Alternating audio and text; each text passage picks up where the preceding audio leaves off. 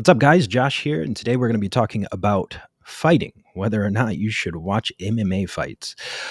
This is a response video to Father Mike's recent video on, I think it was something like, should Christians watch MMA fights? I was a little bit perturbed with his answer. He seemed to be a really good guy, genuine sort of individual, very charismatic, fun to watch. So I think I'm sure he's coming from a good place, but we need to address this. There is nothing that is noble about dominating someone or beating another human being into submission for someone else's entertainment. My response to that would be, if I am entertained in the sense that I enjoy watching two men fight for the same reasons that I enjoy watching the Kansas City Chiefs dominate in the Super Bowl, for example. The Kansas City Chiefs are my favorite team. That is to attend to and mimic and fuel my desire for a few very important virtues like courage, competence, discipline, diligence, excellence, and, by the way, gameness, right? The willingness to fight and to fight to the end. I think that's perfectly reasonable, right? We mimic. It's what we do as humans. It's what sets us apart from the animals. As Rene Girard says, we mimic, right? It's a part of his mimetic desire, right? We mimic, we observe others, and that's what fuels our desire, that this mimicry, this internal mimicry.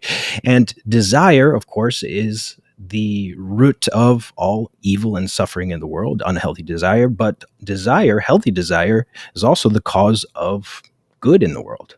So if you think of like the British royals, for example, they give their people something to emulate, right? They're supposed to be at the very top of the hierarchy, not just in authority and power and wealth, but also in virtue. I think that's kind of the idea now.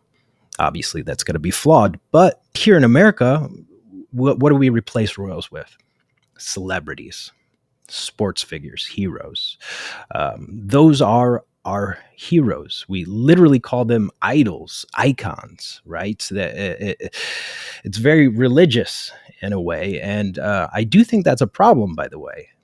I think that if our only heroes are celebrities, actors, actresses, and sports heroes, then we have a real problem, right? We need to be looking at someone higher. And many of us do.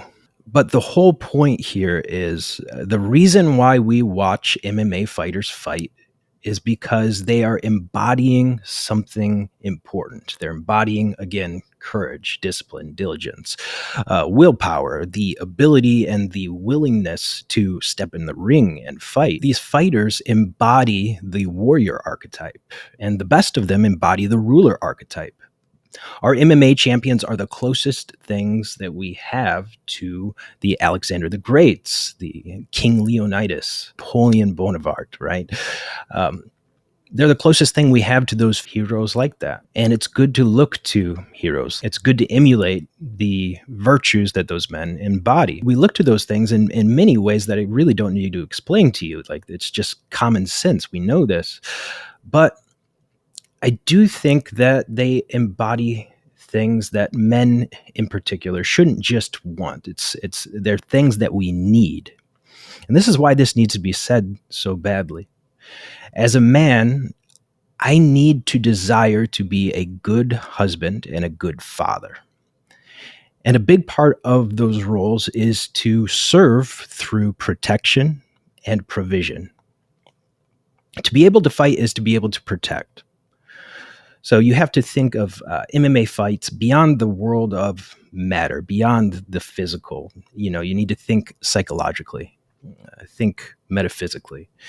These fighters have the competence of elite protectors and elite providers, right? Because it takes severe self-control, willpower, discipline, dedication to excellence to be a UFC champion.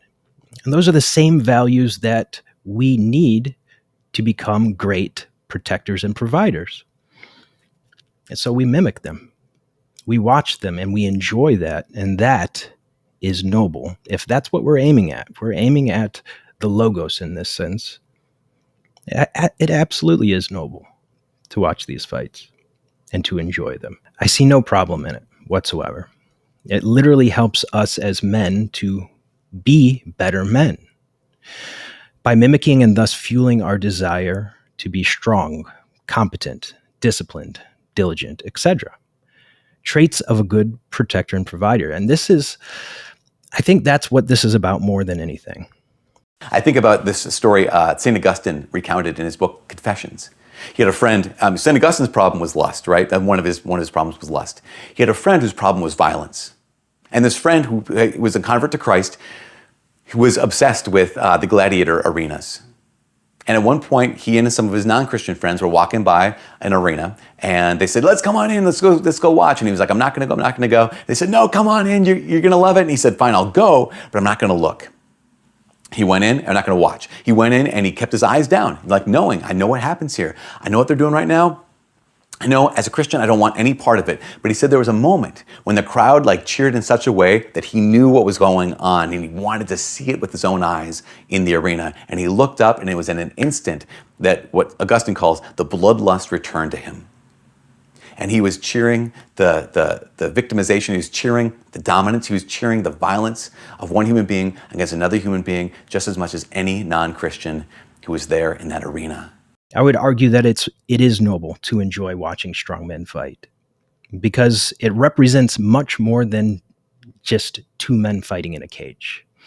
It represents to us the fights that we fight every single day internally, against our fears, against our anxieties, and externally as well, against our enemies, physically, archetypally, spiritually.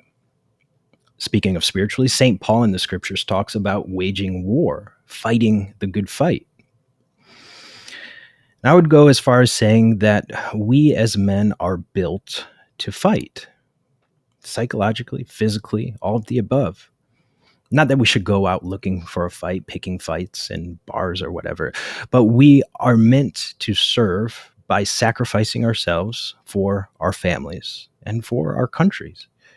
Usually just our time, our energy and effort, our emotion perhaps at work. But when push comes to shove, we should be willing and able to risk our bodies and even our lives for our family and our country, for our tribe. And to be willing and able to do that, you need practice. And I think that's really key here.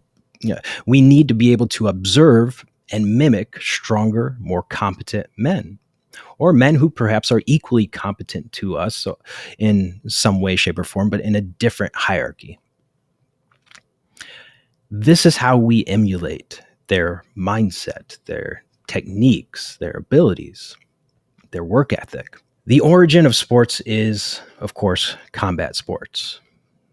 The whole purpose of sports, sparring, jousts, the whole purpose was to practice wrestling. The whole purpose was to practice, to harden the mind and the body in preparation for battle. MMA is a game, right? In my platoon, we fought, we rolled, we sparred pretty much every single day, which was actually kind of rare, but it's not a rare thing in general, just to do that every day. I think it was probably kind of rare.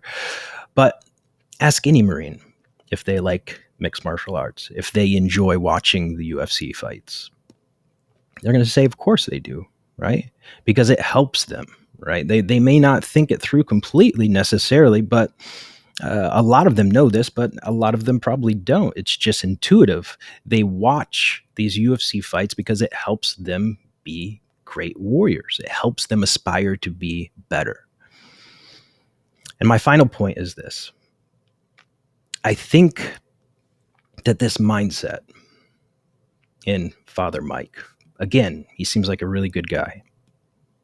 I hope I don't go too hard on him in this video, but I think this mindset points out a fatal flaw in the modern West. Hopefully not fatal flaw, but certainly a flaw.